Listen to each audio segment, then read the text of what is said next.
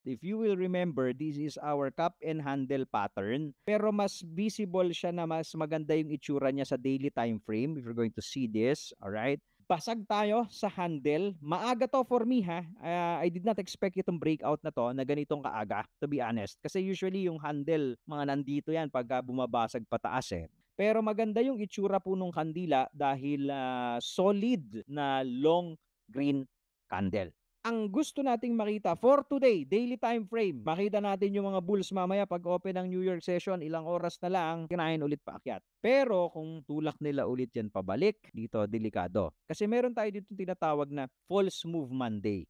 Yung nangyayari na move ng Monday, there's a probability na binabalik ng Tuesday.